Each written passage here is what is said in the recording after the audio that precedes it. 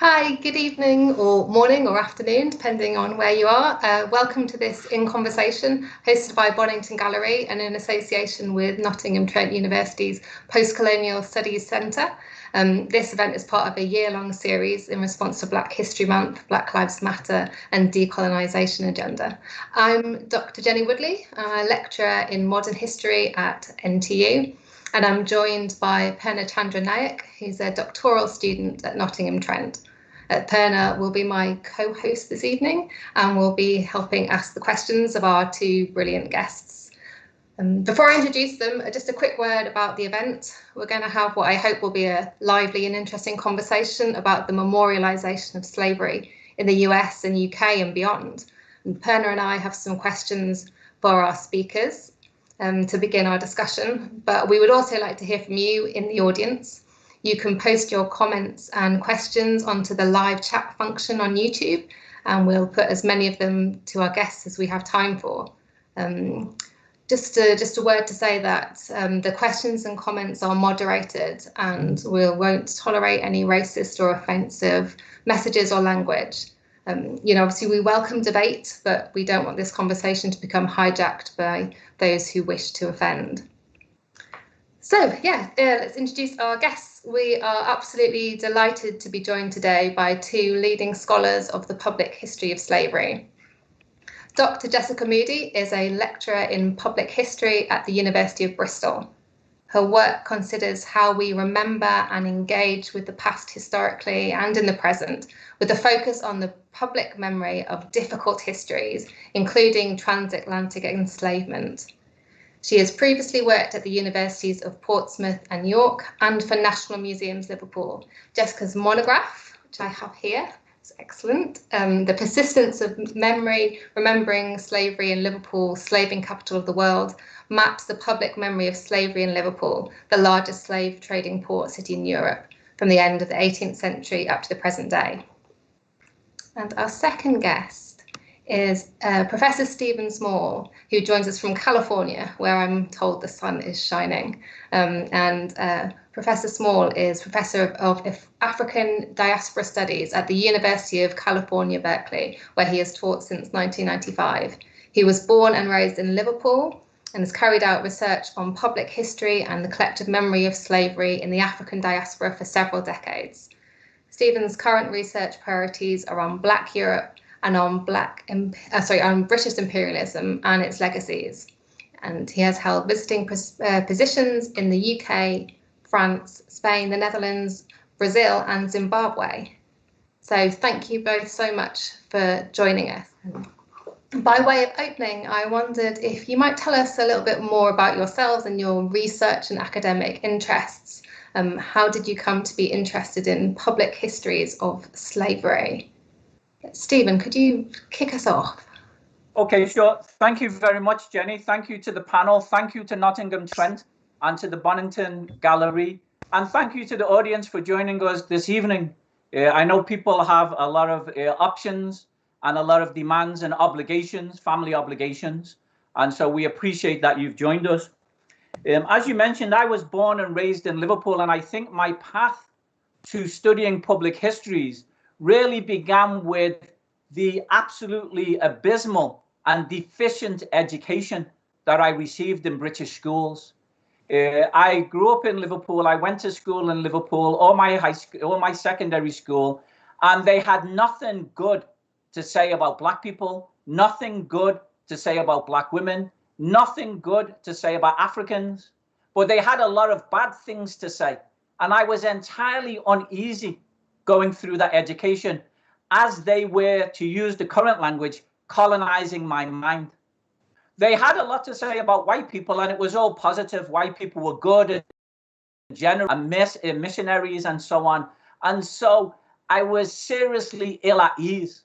And it was reaching out to family and to youth club leaders and to Black community organizations that I really began to get a critique of British slavery, British imperialism.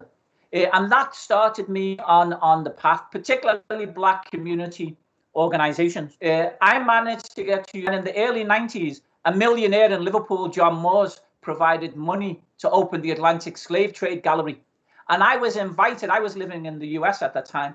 I was invited because at that time, I was the only British-born black person in Liverpool-born black, to have a PhD, and I specialized in the study of slavery and its legacies.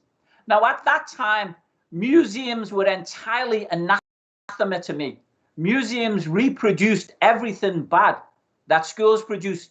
And I was sick and tired of seeing African men under the power, the feet of Tarzan and Zulu, and naked African women, which was consistently offensive in Liverpool Museum. So I was hesitant, but I was there, and I was particularly motivated by Liverpool-born black women who said, our children suffer because of these nonsense and hostile images, and we have to change them. So that's what got me involved in museums. Several years later, I was doing research in Atlanta, Georgia. And in 1996, it was the Olympic Games. And what the state of Georgia did is they tried to find a way to keep tourists in Georgia after the games finished. And what they did is they did it by promoting so-called slave plantations, the mansions, and Gone with the Wind, which was, of course, based in Georgia.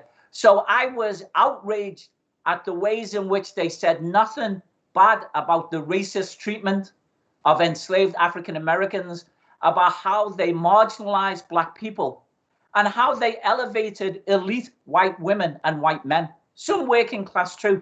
So that's when I really started to study museum representations in the US combined with England.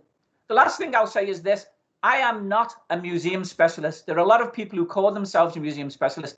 I am a sociologist who does sociology and political economy of slavery and its legacies. And for me, museums are just another racist institution that need to be identified, interrogated alongside education, policing, housing, and so on. So that's how I approach museums, as sites, as institutions in which unequal power, unequal resources, mainly to the favor of white people, are in competition. So that's how I got started, and that's what's continued me with this path. Thanks. Thank you. Yeah. Thank you, Stephen. Jessica. Yes. So I echo Stephen's comments. Thank you, everyone, for organising this, and thank you, everyone who's joining us. I suppose me and Stephen have Liverpool in common, really, on this front.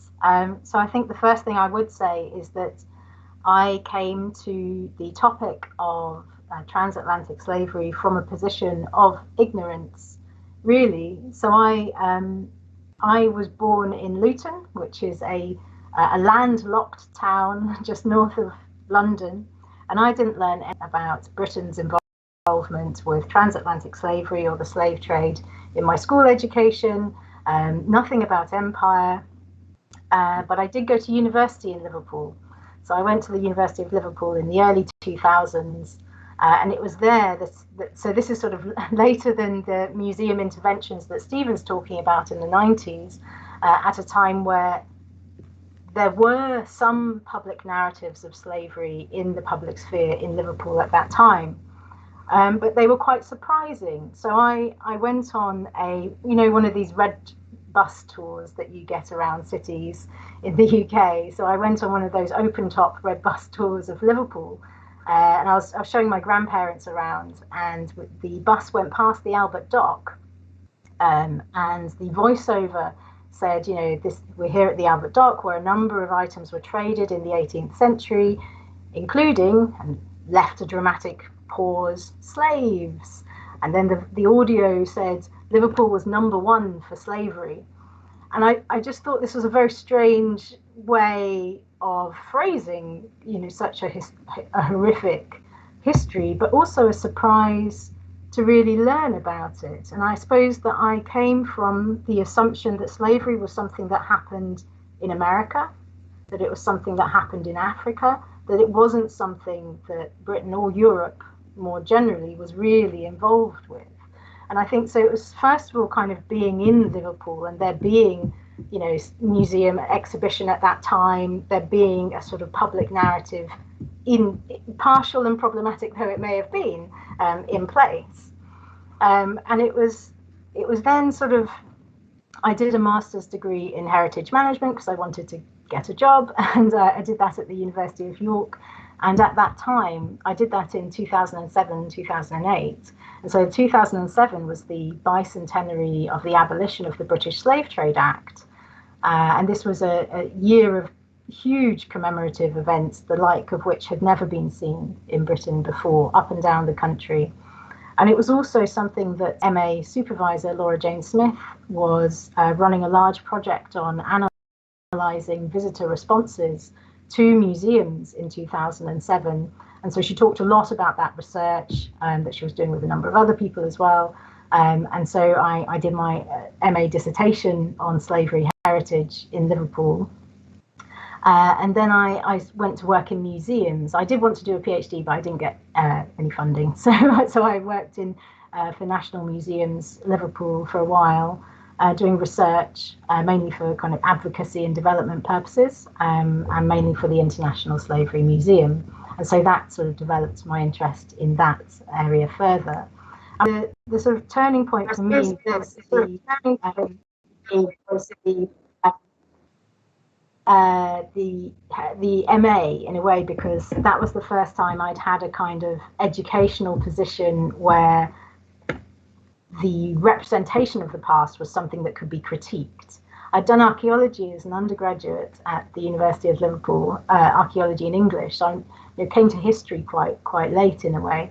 And it was fascinating. Archaeology was wonderful. But I felt that there were questions that hadn't ever been asked. We were always told that the past was important because it was. You know, there was an assumption there, but never a sort of critical deconstruction. And it was learning from critical heritage scholarship that I really kind of came across that idea that the past is used and abused for various reasons, and we should critique and think critically about the representation of the past in the present. And I suppose just adding to Stephen's point, my PhD was in history. I'm in a history department now, and I suppose I would see museums and heritage sites as historically situated themselves, as sort of processes, as phenomena that have long histories, sometimes colonial histories in the case of museums, particularly in Europe, but themselves being a historical phenomenon that we can contextualize and understand as products of their own sort of social political context as well. So that's me. Thank you both. Thanks for those introductions to yourselves, but also to starting to give us some insights into some of these wider questions as well. And interesting that the central role of Liverpool in both of your stories there, as it were. And you both started to talk about how histories of enslavement have been marginalized and distorted. And so my next question, which is kind of big in some ways, so feel free to answer it, in however you like, is really about what place slavery has in our kind of national memories.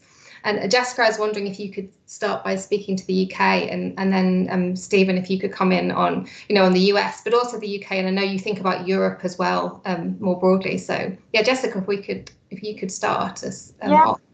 I mean, in a way, Stephen's introduction gave a good overview of the issue of absence, really, of the fact that this hasn't really been a history that has been publicly known, represented, talked about, memorialized in public spaces for most of the last 200 plus years.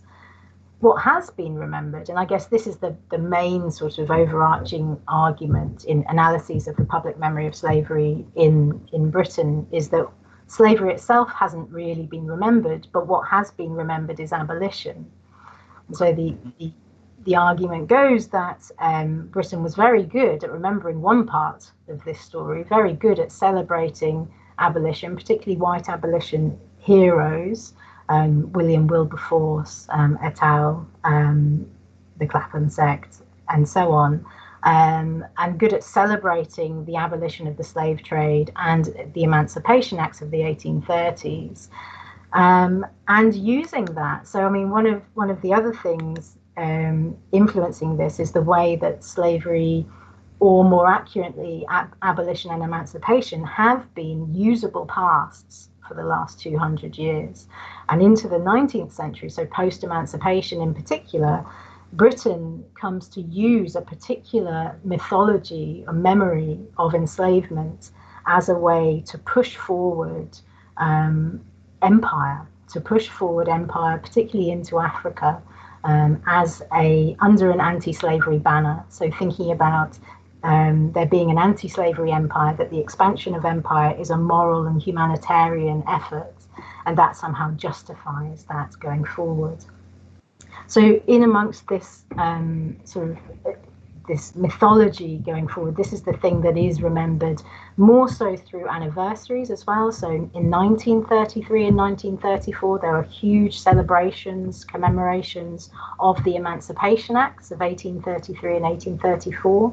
And they also coincide with the centenary of the death of William Wilberforce. And William Wilberforce becomes martyred in that memory. He becomes the great Christian martyr hero that is coupled then forevermore with the memory of emancipation, and the two become sort of celebrated in this heroic moment. And I'd say that's the position for a long time in terms of the dominant authoritative public memory. Museums don't tend to address this. You have Wilberforce House in Hull that opens in 1906, I believe, and that's the first museum that represents the topic, but really, of course, it's a biographical museum about William Wilberforce, so it's only representing one story. And then it's not really until the 1990s that this starts to shift, the sort of in reaction to the riots and the resistance of the 1980s in particular. So Toxteth and Brixton and St Paul's in Bristol as well, this sort of uprising and resistance against racism. That means there's more of a kind of public memory of slavery and experiences of slavery and stories of the enslaved themselves, the stories of Africans and their resistance, rather than a story of abolition. So really it's a sort of trajectory that starts very much dominated by abolition. And I'd say it's still quite dominated by abolition in popular perceptions in terms of what people have grown up with learning about. The other sort of place that it dominates is around maritimized spaces and the maritime story.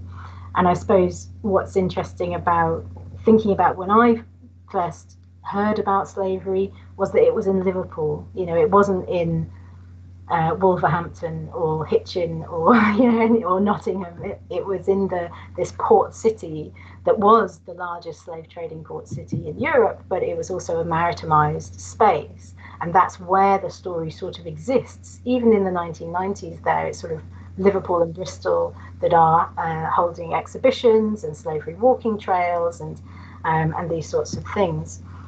So it's only really in the grand scheme of things, that's very recent that there has been a turn to even publicly acknowledge and talk about this narrative of slavery in Britain.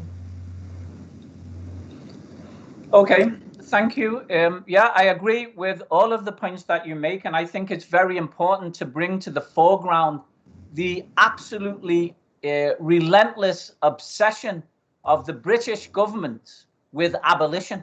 And I don't think it's a gross generalization to say that the British state and educational system is obsessed with the good deeds of white men and abolition, whereas black people have never accepted that. They've tried to indoctrinate us, but black people have always emphasized to varying degrees resistance, resilience, dignity, the role of black women in families, resisting the relentless state oppression and exploitation. Okay. Eric Williams, I think it was, in his book Capitalism and Slavery, said the British love abolition so much that if slavery didn't exist, they would have invented it just so that they could abolish it. Okay. And when I was named as one of the guest curators of the Atlantic Slave Trade Gallery, several people wrote to me anonymously and said, how dare you begin a gallery on slavery? We were the ones who abolished slavery. It's the Americans. They're the guilty ones, not us. So I think these are very important ways of raising the issue of, bluntly, who controls history? Who controls the writing of history? Who has the resources? Who has the finances and the cultural capital? And that's overwhelmingly been the British state and education system, supported overwhelmingly for the last 100, 200, 300 years by museums to varying degrees. So we need to recognize that in terms of power and resources, and recognize the distinction between history and memory. Okay. Now, I've studied slavery for more than 30 years. Okay. And I paid attention to imperialism. And I know in Jessica's book, she has a lot of details about the role of the imperial period post-slavery. But over the last 3 years, I've become deeply preoccupied with British imperialism in general and Liverpool imperialism in particular. And the reason for that is that when I follow events in England, in Bristol, in London, in Birmingham, in Leeds, and I know less about Nottingham, everyone is talking about the legacy of slavery, but I don't hear anyone talking about the legacy of imperialism. And so I've moved increasingly from an analysis of slavery, which is important, crucial, indispensable, but I'm focused much more these days on an analysis of British imperialism. And this is why. For me, British imperialism is a direct legacy of slavery. That's a fact. However, British imperialism also created its own legacies that are equally important, and in some regards may be far more important than British slavery. And I'd like to open up a debate about the relative role of slavery versus British imperialism in dealing with legacies today. Let me give you a couple of examples. Well, first of all, let me say this. British imperialism is the consolidation and expansion of the political domination and economic exploitation that the British achieved under slavery. And my main period of focus is from the 1870s and 80s through to the 1920s, because by the 1920s, that's when Britain controlled 25% of the world's population. And I find it extremely disturbing that Britain can celebrate that it dominated 25% of the world's population. And they do it through these notions of liberal imperialism and benign imperialism. It's entirely unscientific. It's entirely biased. Anyway, that's my concern. So this is imperialism. Let me give you several quick reasons why I think imperialism should be studied closely alongside slavery. Number one, slavery's abolition did not lead to freedom for Black people. And we draw a distinction. My colleague Kwame Nkrumah wrote a book called The Dutch Atlantic. And in it he says there's a distinction between abolition and emancipation. The British abolished slavery, but they did not emancipate Black people.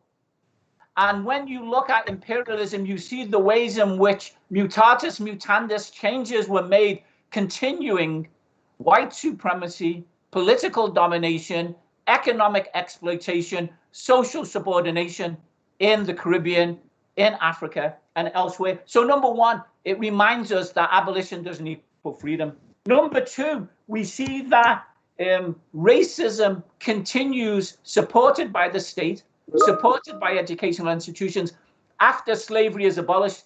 It changes its form from religious and biological racism to social Darwinism and eugenics, which are also used to exploit working class white men and women, particularly Irish, particularly Jewish, in addition to Black people. So we see that racism changes, it doesn't end.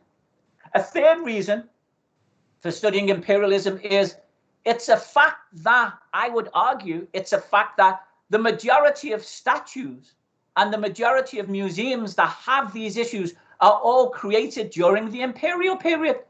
Madge Dresser has written about this. I know Jessica has written about it too. Hakeem Addy has written about this. Marika Sherwood has written about this. Even the Colston statue, which Colston was a slaver, a master enslaver, a slave trader. But the statue was erected in the imperial period. And in my home city, the statue of Gladstone at the back of St. George's Hall was established in the imperial period. Portraits of people like Alfred Jones, Lever, and so on, they're all imperial creations, and most of the museums are imperial creations. So that's another reason. Okay. Finally, Black voices and Black visions.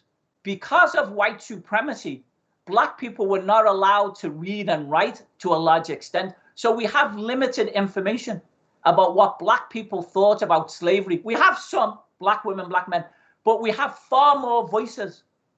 Hundreds of black men and women from the US, from Africa, from the UK have bequeathed to us writings, documents, speeches, etc. about imperialism, and these voices are diametrically opposed to what the British said about imperialism, that they were doing good, that the British were better than the French. So people like Anna Julia Cooper, Sarah Raymond Parker, Mary Church Terrell, Amy Ashwood Garvey, all visited England, including Liverpool, and they've left documents in the 1860s, 1900s. Edward Wilmot Blyden, John Archer, Henry Sylvester Williams organized the Pan-African Congress in 1900, Du Bois, Garvey, Claudia Jones. These are all now because British education refuses to identify them because it messes up the mythology of British abolition. So this is where I see the potential for engaging with slavery, engaging with imperialism, and looking at their legacies. One final point. When I look at the scholarship on imperialism in Britain, I have several hypotheses I'd like to share. There is a vast literature on imperialism, maybe more than on slavery. A lot of it's celebratory, a lot of it mythological. However, what I identify in that literature is, number one, writers on British imperialism spend far more time looking at India than anywhere else because they exploited India economically and politically more than anywhere else. Secondly, British scholars spend far more time, when they look at Africa, they spend far more time looking at Southern Africa because of diamonds and gold and the massacres of African indigenous people using machine guns that were invented in the 1880s and 1890s. Okay. And when scholars imperialism, it's overwhelmingly about London because everybody, because London, for obvious reasons. So what I'm doing, I'm looking at what does an analysis of imperial Liverpool, the second biggest port, what does that add to our understanding of British imperialism? And what does that add to our understanding of black people, the colonization and the resistance of black people? Because Liverpool was far more preoccupied with West Africa. And unlike every other city in England, Liverpool has always been an African city, not a Windrush city. And my father's from Jamaica. I understand the preoccupation with Windrush. And there are Windrush people in Liverpool, including people from the past, like Harold Phillips, known as Woodbine the Calypsonian. But the black population in Liverpool has always been African. And while we share some things in common with black people in other cities, we also have a distinctive history that needs to be identified. Okay, thank you. Great. On that point, Jessica, can start with you. The recent events around statues in public places suggest that they are far from static memorials of historical figures, and their very visual presence in public places seems to embody different meanings for different people. In this context, how do statues of slaveholders and imperialize the past vis-a-vis slavery and colonialism? Jessica, you first. Thank you, Brenna. I mean, in a way, this leads almost directly off what Stephen was just saying about the need to reevaluate, reassess, and research the imperial period as well, because a lot of these statues that have come under greater public scrutiny in the last year, under a year, were erected during the imperial period in the late 19th century, some in the early 20th century in the case of the Confederate memorials, which I think this should all sort of be seen as part of a broader conversation. I mean, the first thing to say, I suppose, is that, of course, they don't really memorialize those things at all. Statues are memory, they're not history. They don't tell a history of a particular event. They are reflective of their times. They should be contextualized to the times in which they were erected. So first of all, I suppose what they really represent is a mythology, a mythologizing of the past. They're a celebration. These statues are celebrations of, in some cases, slavery, in some cases, imperialism, of a particular kind of white, usually male, imperial might in that sort of sense. So on their own, they haven't really told us anything useful about the history of slavery or colonialism or imperialism, and do not tell us anything that is useful for the public understanding of the past through them. And I'd say that they are more accurately understood as part of the architecture of white supremacy, in that sort of taken together, they impose a particular kind of view of power and hierarchy through their position and creation. But the other thing that is worth bearing in mind is that when I say that they should be contextualized in their own times, in that they reflect much more about the times in which they were created, what that means is that they can also be about a whole host of other things. And I think that's what's important to bear in mind as well. So I'll just take the case of the statue of Edward Colston as an example. I live in Bristol, and this has been one of the sort of biggest shake-ups in the British public memory of slavery for quite some time. So as Stephen alluded to earlier, the statue of Edward Colston was erected in 1895, so the late 19th century, 1895. He died in the 1720s, and in many ways, the erection of the statue of Edward Colston had very little to do with Colston the individual at all. It was erected by the merchant venturers who wanted to put forward a particular kind of view of Christian Victorian commerce and philanthropy, to impose a particular kind of view of a good citizen of Bristol for people to look up to. But it was also about creating a patriarchal figure for working classes as well. So around this time, there are a number of riots over living conditions, in particular in Bristol, from working class communities. And the imposition of the figure of Edward in that context was seen as a way of creating someone for them to look up to, a sort of father figure of the city as well. So I think that when we are talking about these monuments, these statues, I would say, yes, taken together, they are part of a broader architecture of white supremacy, but there are also these sort of local nuances as well, that I think that when we research and when we look closer in them, reveal an awful lot of other things as well. Stephen, if I can request you to kind of comment on that question, and also kind of if you can draw upon Confederate statues from USA in your reflections. Sure. Thank you, Perna. I anticipated that. I'm going to talk about Confederate statues. Firstly, I want to commend Jessica for bringing in patriarchy, because every one of these statues reflects both a paternalist and a patriarchal power structure. Not just elite, but also working class, who are the victims of patriarchy, but also who embrace and expound patriarchy too. The vast majority of Confederate statues in the United States are of white men. Many of them are elite white men, military leaders and politicians, but many of them are also tributes to working class white men. And those statues are there in the same way that Jessica mentioned, not to tell a history, but to tell what is a priority, what's important, what's central to white people. Black people were systematically excluded from all debates about those statues. At pain of death, Black men were often forced to build those statues. And let's not talk about the White House.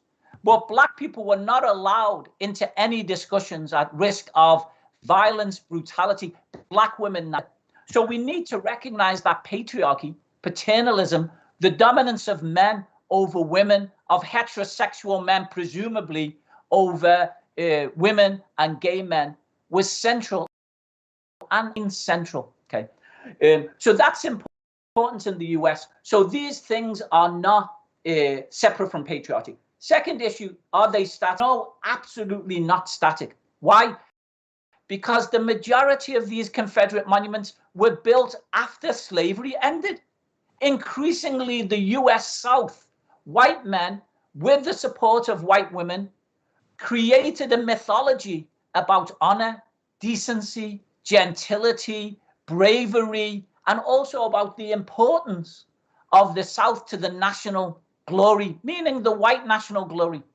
And I've spent a lot of time doing research across the South. I've visited hundreds of heritage sites, and they don't call the Civil War the Civil War. Oh, no, that's Northern domination. They call it the War of Northern Aggression, okay, because they believe they were oppressed around their right. So the important thing here is that these monuments were built during legal segregation, when Black people were systematically oppressed, with the support of just about every single president, okay, during that period. And this is important. There were also several attempts to build a so-called Mammy monument, a monument to a wicked and vile stereotype of Black women who allegedly played a role clearly articulated in the movie Gone with the Wind. That is a mythology. There were no mummies. There were no mummies. There were Black women who were exploited, who were subordinated. But this, again, is part of their mythology. So, again, that's not static. The third point I'd like to make is this. Black people in the US South, in Britain, in Jamaica, in Barbados, in Brazil, we also have our memory, and we have our statues in Liverpool. But our memory and statues, because we don't have resources, because white people have never allowed us into the public sphere, our memory and statues can be found in Black community organizations. They can be found in Black religious institutions, whether Muslim or Christian or Jewish. They can be found in literature. They can be found in songs, in music, in theater. And Black people have always remembered slavery and resistance to slavery. But again, it's a question of power.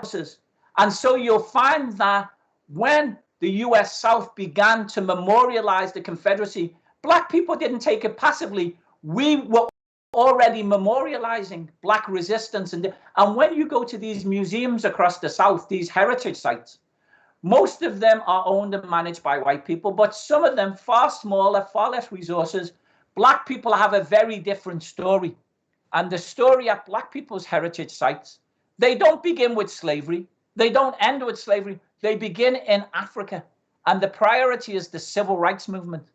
And in those museums, you will hear about the brutality, the atrocity, the inhumanity of slavery. You won't hear about big houses and elite white lifestyles and how women spent hours dressing up. You know, these are, if I can borrow from Jessica, these are mythologies and caricatures, and they absolutely will not withstand evidence and scrutiny.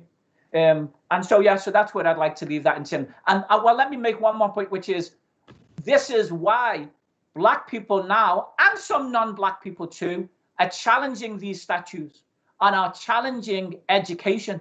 And I want to come back in a moment when we get another question to say that, for me, the statues are an end in themselves. But the statues in Britain and in the US are also a means to an end, because the statues are merely, in my opinion, the extreme representation of the deficiencies of the British and American educational systems to highlight, glorify, and propagate memory rather than history. And it is history, not her story. Thanks.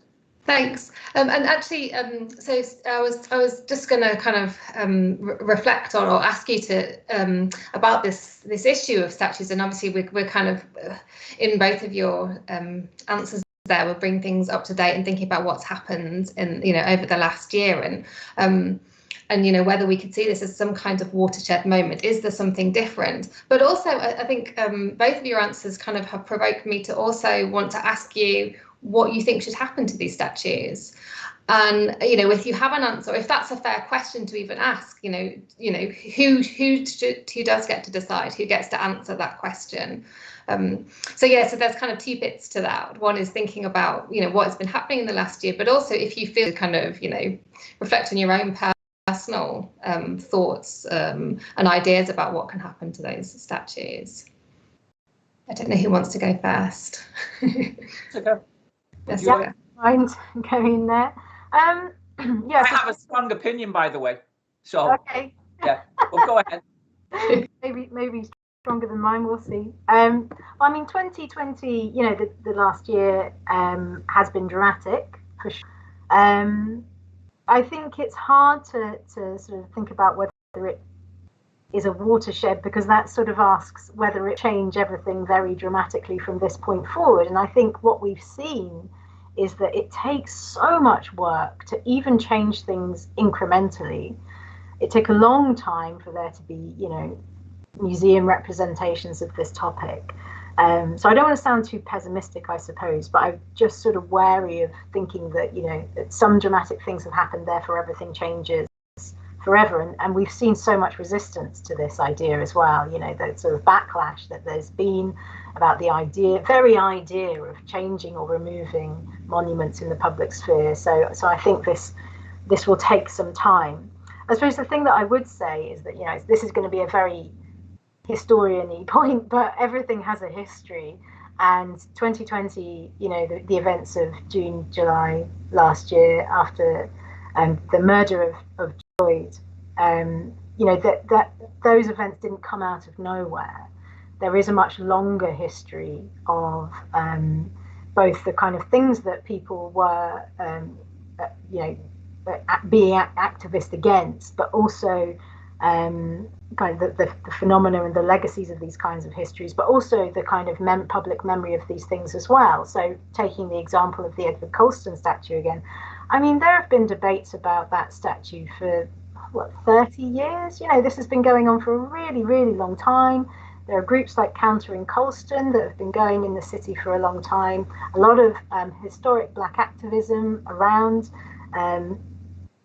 either removing the statue or just adding a plaque, you know, and there were plans to add a historical plaque to the statue, which is quite literally, I mean, the least that could have been done. And yet even that was so fraught and bound up in politics, and it didn't go ahead. And I think there was a real feeling of distrust, that people have been let down. They've been promised something, and that very small intervention didn't even happen. And so, you know, it's about sort of thinking about the longer history of these things.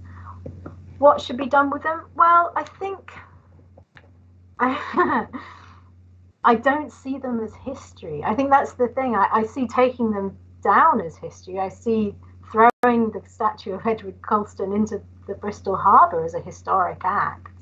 And I think once you understand them as part of a mythology, rather than represented like a historical source, then I think the idea of changing or removing them becomes less dramatic and less of a sort of you know, a dramatic thing to do, in a sense. I mean, it would be dramatic. And I suppose it's just that having these kinds of phenomena in the public sphere, and of course, as Stephen says, you know, the statues themselves aren't the thing. They're symptomatic and symbolic of a broader issue of race and racism and oppression and hierarchy and the colonization of culture and ideas. But having them there has created so many problems. It's hard to kind of see past that, and it's hard to sort of unsee that.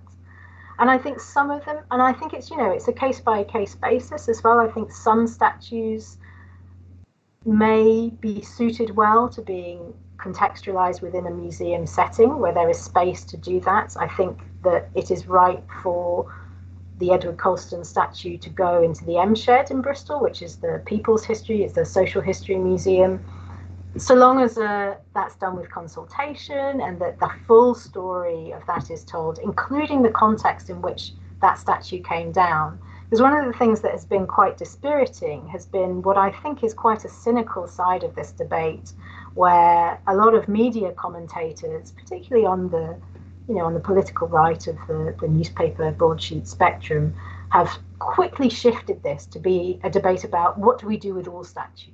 And of course, it's not really about that. This came down in the context of the Black Lives Matter movement, and that's what should be in public history. You know, that is a part of the history of that statue now. That said, I don't think museums should be forced to take a barrage of statues of dead white men. You not least because they don't really have the space or the resources in the age of austerity that is currently plaguing Britain. So I don't think that's necessarily a catch-all answer for this either. Okay, I don't hear anything I disagree with there. Here's how I would respond. Number one, absolutely something must be done. They can't be left as they are for all the reasons Jessica said, and many other people too. Number two, whatever happens, my position is that Black women and men absolutely must be central to the discussion of what happens. All these statues were erected and paid for and financed by mainly elite white men who overwhelmingly believed absolutely in white British upper class heterosexual superiority and asserted African inferiority. So if this nation, Britain, Great Britain, is to embrace the values it so flippantly articulates, then it has to reflect the values of what we call multicultural Britain. Okay, so Black people, we know far more, we have far more experience, we have far more knowledge, and we are wiser and more experienced on this. We're not recognized or accepted, but as an absolute fact. Okay, and again, of course, these raise issues around resources. Okay, what else can I say? Should we remove the statues? Well, as I said, the statues to me are an end in themselves. What do we do with them? Do we rename them? Do we remove them? But for me, they raise more important issues around British education, around curriculum, around resources, around staff. Okay, and even if we threw every single statue into every single river that sent ships to invade Africa, it wouldn't change the educational system. That's my position. However, I agree, I think, with what Jessica's saying, which is we should let different localities decide. There are people in Liverpool who want to tear them down. There are other people who want to keep them there. My understanding is that Lawrence Westgaff, who's been running walking tours, who's been organizing walking tours, wants to keep them there so that we can use them to tell history. Right now, I'm a member of the University of Liverpool's renaming committee under Vice Chancellor Dinah Birch, and they're looking at ways to examine the criteria, the practices, the patterns for the buildings at Liverpool University. When were they erected? What were the intentions? And how can these be renamed or considered? No decisions have been made, but it's a long process. But the point here is, even if we rename all of them, and I would like to see the statues at Liverpool University named after Edward Wilmot Blyden, one of the foremost Pan-Africanists of the imperial period. That's my position. Even if we rename all of them, they won't change. Okay. The other thing I'd say is that, so it should be left, what happens in Bristol, Birmingham, Nottingham, Liverpool, different decisions, but Black people must be there. We have more experience, more knowledge. We've been doing it longer. Okay. Is it a watershed moment? Well, I'm not holding my breath. It looks good, but I'd like to see how long it's going to last. And right now, in my crude system, I think there are a group of people who are taking initiatives, in terms of removing the Rhodes statue. Now, remember, Nathaniel Tobias Coleman has been demanding the Rhodes statue get removed for 10 years. They just ignored him until Black Lives Matter. And now they've removed it. So it requires constant pressure. So there are initiatives, people reaching out to offer PhDs, et cetera, But my colleague and friend, Gloria Hyatt in Liverpool, who established the LMU Academy, she said, look, they may introduce new things, but don't forget, they've denied us things for centuries. And they've removed a lot in the last 20 years. So whatever Liverpool University and Hope University are doing, it's not going to make up. Okay, well, coming back, what's going on right now? There are people who are taking initiatives. There are other people who are talking the talk and walking the walk, waiting for everything to quiet down so they can go back to the status quo ante. And then there's also the backlash from Femi, I forget her name, the minister who said we can't talk about these things. Is it Badenoch? We've had the backlash from Liz Truss, who said in her school it was anti-racist and no reading, writing, and arithmetic. It's all nonsense. It doesn't match the facts whatsoever. So they're not going to stay quietly. Okay. Here's my advice. Whatever way we move forward, Black community organizations, Black individuals. We've been doing this for decades, for generations, and actually for centuries. So Black people, we are the most qualified, the most knowledgeable. And I'll finish with this statement. The Mayor of London suggested there should be a museum of slavery in London. Well, you know, London wants to have everything. They've already got most of it. Good luck to them. I love being in London, but it can be problematic. Okay. And I think people at the Liverpool Museum said, wait a minute, we've already got one. Okay. However, my view is you don't need a museum. You need to finance, support, motivate, encourage the thousands of Black organizations and multiracial organizations that already exist, like the Kuumba Imani Center in Liverpool, like the Sadaka Center in Sheffield, like Serendipity Art Center in Leicester, like the Black Cultural Archives, the Bernie Grant Center and always, here's my advice, some people might get upset, don't let Black men be in charge on our own. We will only look at gender if we will only look at gender if we are pushed, encouraged, cajoled. I know there are some Black men that look at gender. Wonderful, more power to you.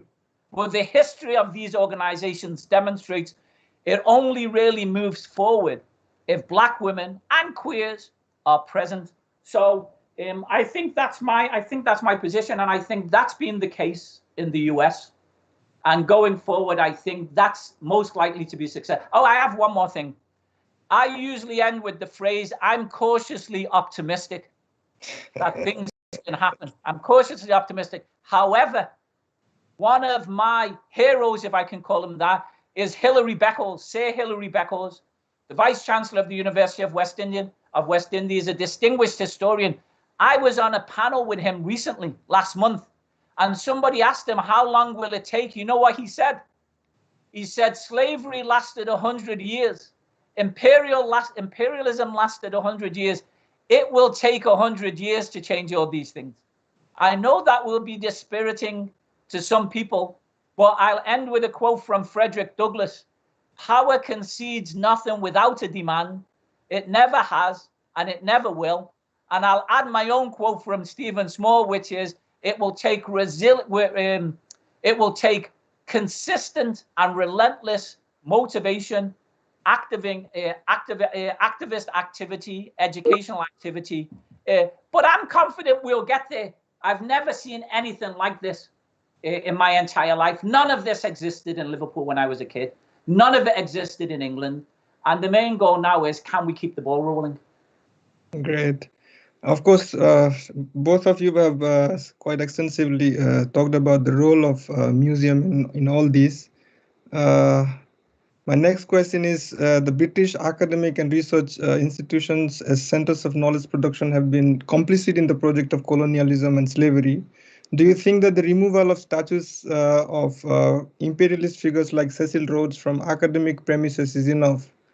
Or there is more that the academic community needs to do? Maybe the short answer is no, it's not enough.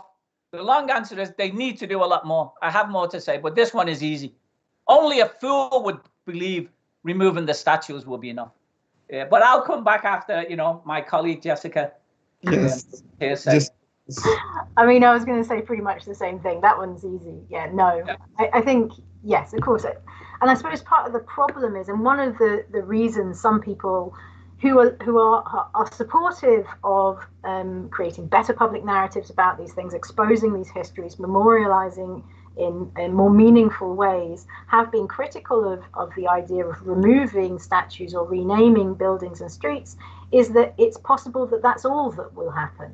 And that's the danger, is that will be seen as the solution. Oh, we'll just take down the statue of Cecil Rhodes. We'll just rename the Wills Memorial Building in Bristol. Even though those are massive things to do, they're seen as so huge that it is possible that the action would stop there. And yet they're symptomatic of a bigger problem. And so there's a whole package of work that higher educational academic institutions need to do to, first of all, address their own histories. And within this is I mean, there's a big movement at the moment in British universities, and there's a much longer history of this at American universities to research and face connections to historic transatlantic enslavement through financing, through philanthropy, and so on and so forth. And we've got a project at the University of Bristol at the moment being led by Olivetta Telle in this area. But I think what we're talking about is taking that further as well and saying, okay, so that's one area, but then we've got the imperial period, but we've also got the kinds of ideas and ideologies that are being structured within university. Eugenics is a large area that I think we haven't really touched on or faced. You know, I know UCL has in small ways, but there's much more to be done there. I mean, we still have kind of commemorative lectures named after eugenicists from universities. So that's sort of the whole thing. It's facing the whole thing, but it's also then doing something about it. And I suppose the thing that I'm more pessimistic about is where does the talk end and the action begin? And what is there here that will actually happen? And I think universities are quite good at talking about things and researching things. And I wrote down a quote from an event I was at the other day about statues and monuments. And it was from a lecturer at UCT South Africa, Tebego George Mahasha. And he said, colonialism is no longer about telling you you're inferior, but about keeping you in dialogue for the next 100 years. And I suppose that's the danger, because we're quite good at the dialogue bit, and yet what we need to look for is the action, and that action is about genuine restorative justice programs, decolonization, but really decolonization, not just diversity and representation and fixing some of your reading lists. It's about the whole sort of process and kind of putting your money where your mouth is with this as well.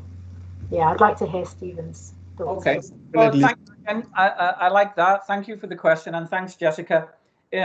I'd like to say there's clearly statues on their own won't end it, and the questions that Jessica raises are very important. And I'd like to do two things. I'd like to move it from the debate from statues to other parts of British educational system. And I'd also like to fundamentally shift our attention from the US to other parts of the diaspora and the continent of Africa.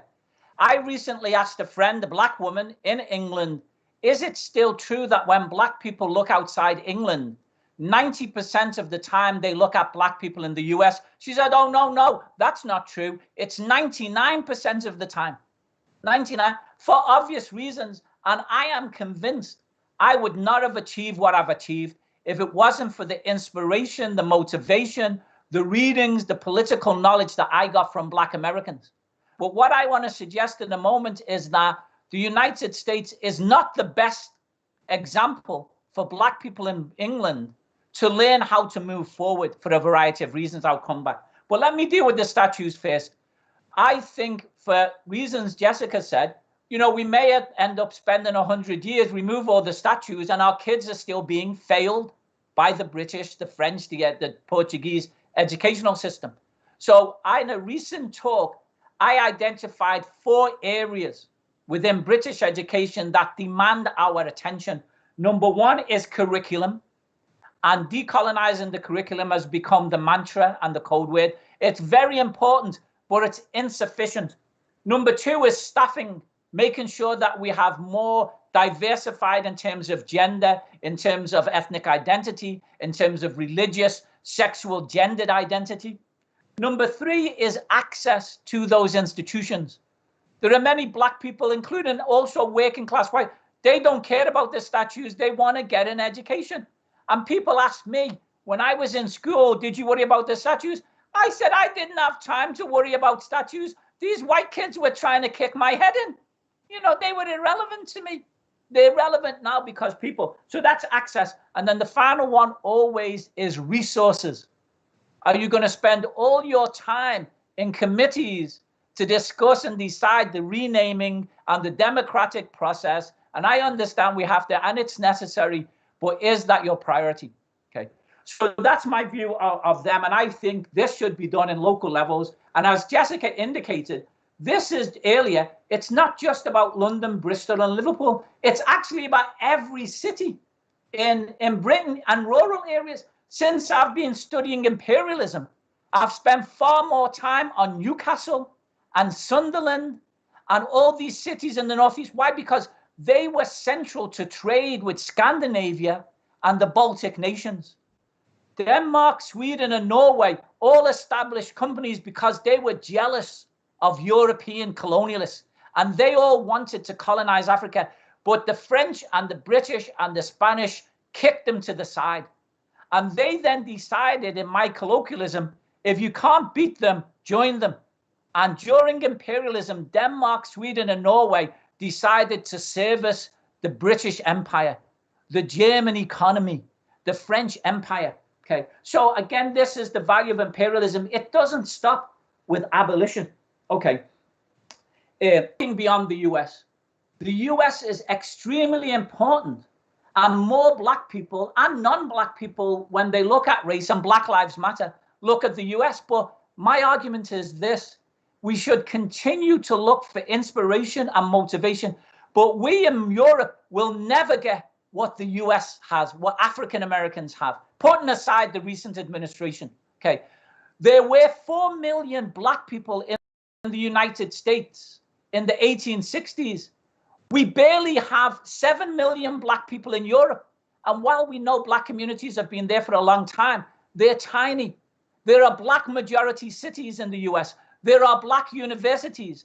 There are black, etc. We will never get that. So that's my first issue. My second issue is, when we look at black people in the Americas, more black people speak Portuguese than English. So English-speaking black people are not indicative of black people. There are more black people in Brazil that speak Portuguese. Secondly, English is not the second most common language. It's Spanish. When you look at Colombia, Venezuela, when you look at Cuba. So again, what I'm arguing is that the US is not representative and it's not indicative. And also, slavery had lasted and existed before the United States even came into existence. Slavery in Brazil, slavery in what became so-called Hispaniola. Black people in their tens of thousands had been resisting slavery for 200 years before the US even existed. And by the way, let's not forget, Europe invented racism. Europe invented racism, not the United States. They borrowed and changed and adapted. It was your people in Sweden, in England, in Germany, in France that created racist theories, that disseminated racist theories. So don't just point the finger at the United States. So what I'm doing more and more is encouraging people to borrow and be inspired by the US. But let's look at what's going on in Brazil, in Cuba, in Venezuela, in Colombia. That's where we'll also get lessons about that are more representative. And of course, we know that the majority of people from the Caribbean are, from Jamaica and Trinidad and Barbados. So we need to look at those places too. And I think that's where we'll, get far more inspiration. Don't reject the US, but add to that knowledge. One last thing. British, French, Dutch, Spanish, and Italian colonialism have far more in common with British colonialism than they do with the United States. The United States was and is an imperial nation, but they do not focus on imperialism in order to explain the African-American situation post-slavery. And I argue it's impossible to explain why several 100,000 black people came from the Caribbean to England in the 40s and 50s without focusing on imperialism. It's impossible to understand black people in the Netherlands and in France and in Portugal without looking at imperialism. So this is what I'm highlighting, this is what I'm emphasizing. And let me finish with this one. British slavery turned the village of Liverpool into a town, but British imperialism turned the town of Liverpool into a city. And the monuments at the city centre in Liverpool, the monuments on Princess Avenue, the buildings, the portraits in the gallery, They are overwhelmingly imperial. These are the things that Black people and non-Black people see every day. They live in their shadows and they require attention, including the statue of Gladstone at the back of St. George's Hall. And so I have spoken, and thus endeth the sermon. Thank you, Steve. Well, thank you both for your fantastic answers and those questions. So we've been getting some comments and questions from the audience, and there have been lots of comments about education and the sort of deficiency of particularly of the British education system when it comes to Black history. And I think you both kind of spoken about that, and there was Jason, I think, had a question about that, but I think particularly in those last two answers, you've hopefully spoken to that. So we're going to just bring in a few of these questions from the audience, if that's okay, and maybe just ask one of you to answer, just so we can maybe get through a few of them, like sort of one of you to answer each one.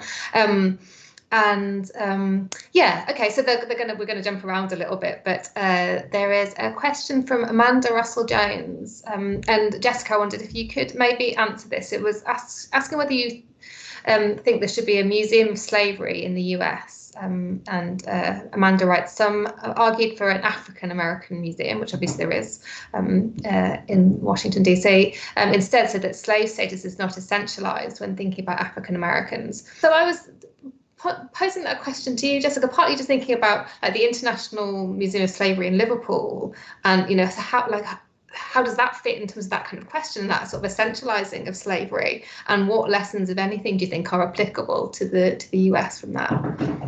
Yeah, that's interesting. I mean, I suppose that's one of the anomalies, is that there hasn't been a museum of enslavement in America. I mean, you could maybe count some of the plantation museums, the kind of things that Stephen looks at in his research, but as he's described, they've been woefully lacking in the kinds of narratives that they have. There are some positive examples that are run by African Americans, but they're few and far between. And of course, the new museum, I think we can still call it new, on the Mall in Washington, the African American Museum, has some matter there. I think it's sort of thinking about what would a museum of slavery do that would be different to those sorts of things. And I suppose the case of Liverpool was really quite unique. So in 1994, the Transatlantic Slave Trade Gallery, as it was the first of its kind in Britain. And then from there, the International Slavery Museum was developed and opened in 2007. But Liverpool was the largest slave trading port city in Europe. And in a way, it kind of felt like something needed to be there.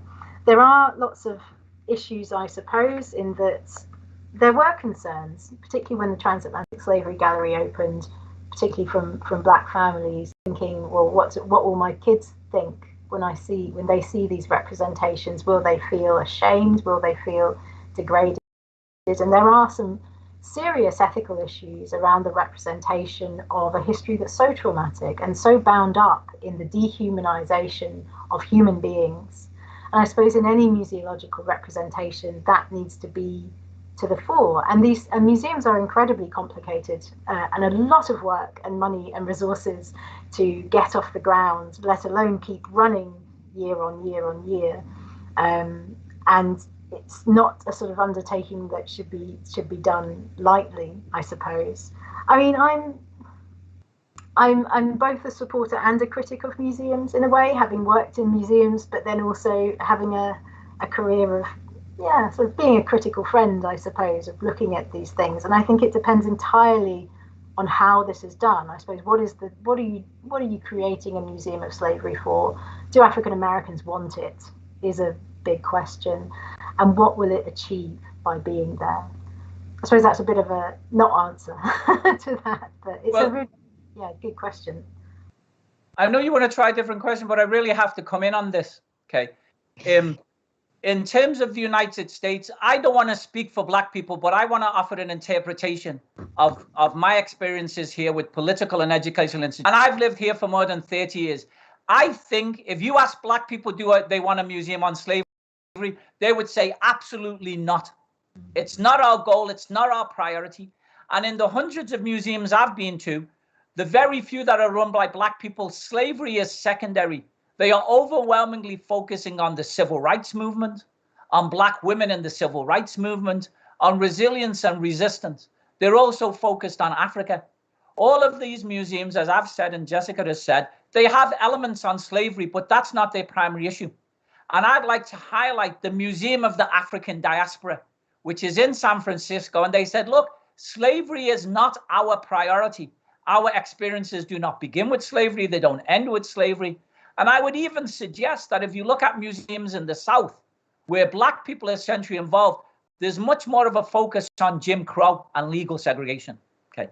In England, again, I would like to suggest we don't need a museum on slavery. We need to finance and resource Black organizations who have been working on this issue for decades, for generations, and in fact, for centuries. And in everything I see and read and the people I talk, nobody wants a museum on slavery. It's that we want to finance our initiatives, our priorities. We've been doing it for decades, and these things should be resourced. If I can get biblical, which I don't normally, the abolition of statues and the improvements of museums will not bring us to the promised land. Museums are not Black people's priority. It's police violence, state violence, educational inefficiencies. And what I argue is these are the priorities. However, I am grateful that with all these priorities, Black people and some non-Black people still see the importance of museums. But they're not the big issue. Oh yeah, one last thing I must say. Jessica mentioned the slave trade gallery. When that millionaire, John Moores, gave money, he wanted to have a gallery only on the slave trade. And Black people said, absolutely not. People said, we do not want to focus on the slave trade. We want to focus on Africa. We want to focus on resistance. I was a member of something called the Merseyside African Council. And they said, why is the first Black museum about slavery? This is a white people's issue. They didn't put it that bluntly, but, you know. And there were also Black people in Liverpool who said, slavery, we're still living in slavery now. And that's why the gallery expanded from 1 curator to 7 or 8. And I argue that every major initiative early on is because Black and non-Black people's mobilizations, and also because Richard Benjamin understood from the start as director of the International Slavery Museum that he needed to reach out to communities. And I think one of the things he says is when people in the community begin to ignore us and don't make demands, that's when we know we're doing a bad job. So no museum on slavery, but I'm happy to discuss it. Great. Stephen, there is a question for you, and I think it's, I'm assuming that it's Jenny Ramon. So the question is, really interested in your discussion of patriarchy. Keith Piper, NTU graduate and artist famous for representing slavery, said young Black men had suffered imperialism's greatest punishments. Do you agree? That Black men? No, absolutely not. Absolutely not.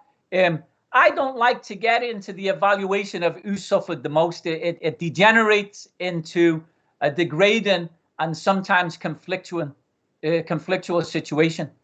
But if anyone said to me that Black men suffered more than Black women, I'd ask them, well, what's the evidence?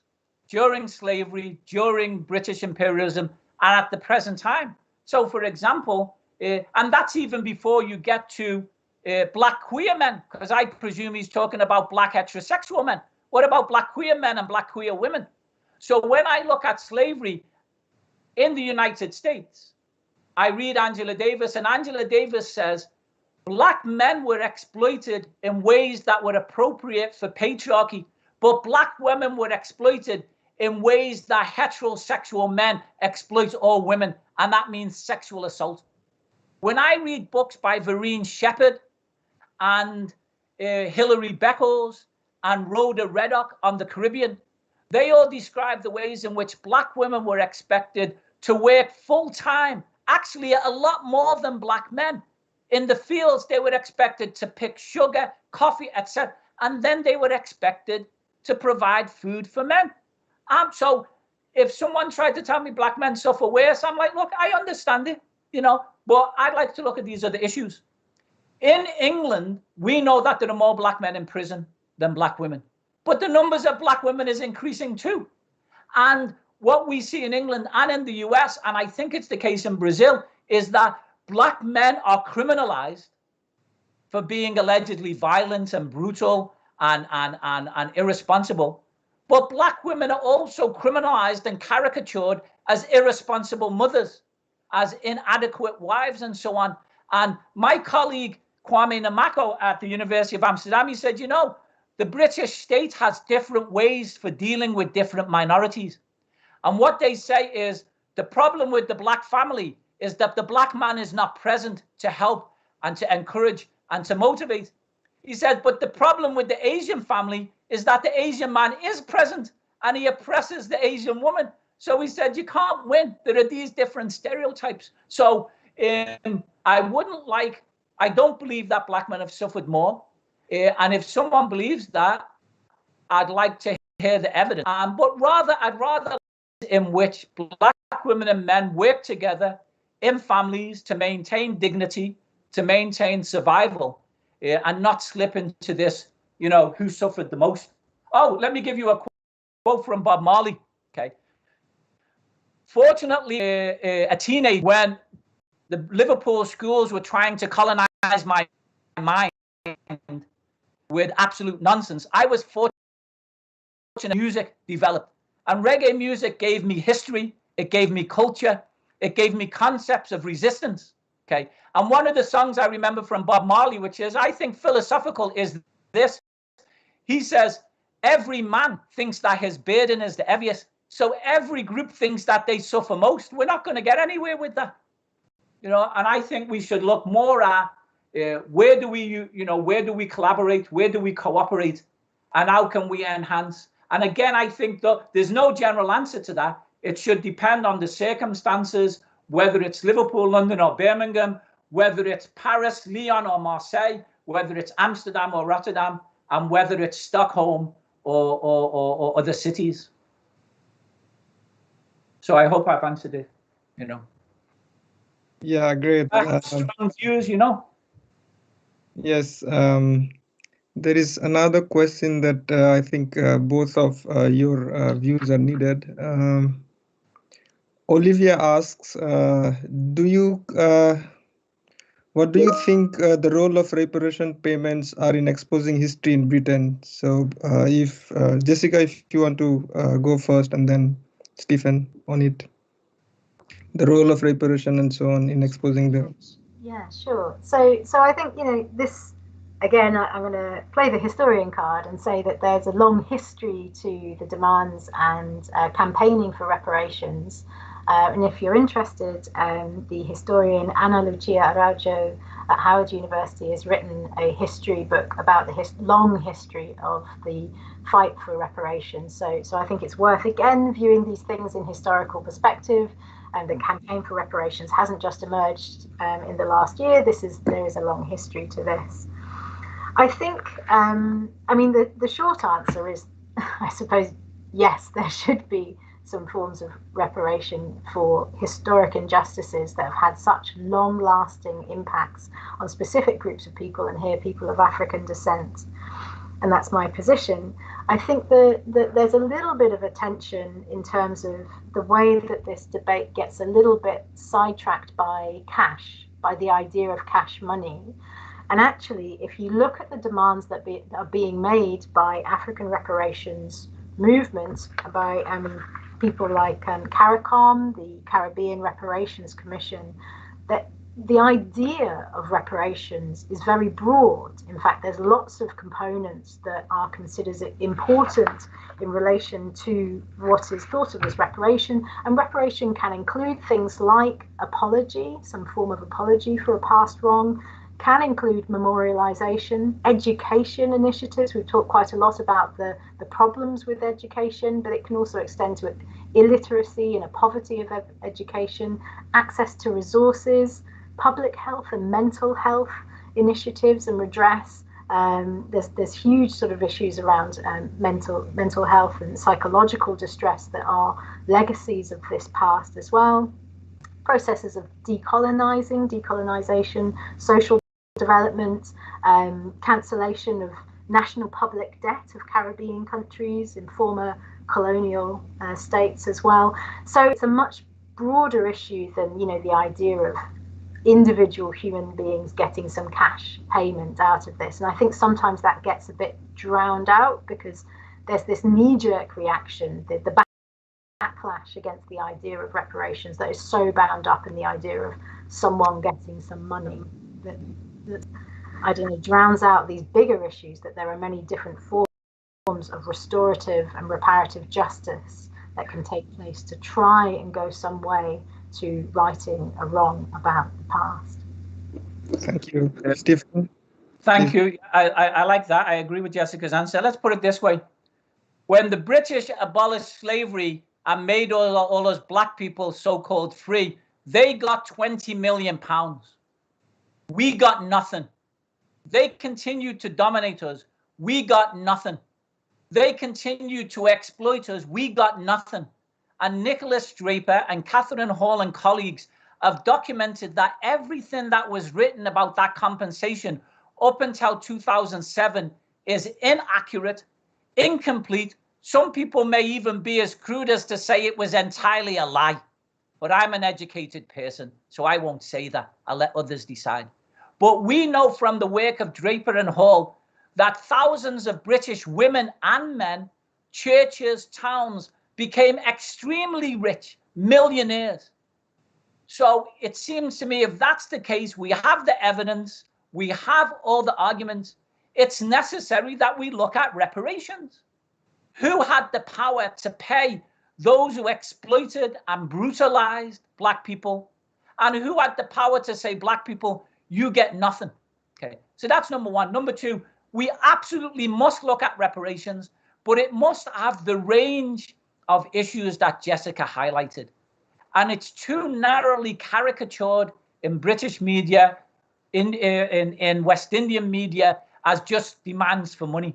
Okay, so for me, my position is reparations is an end in itself, but it's also a means to an end.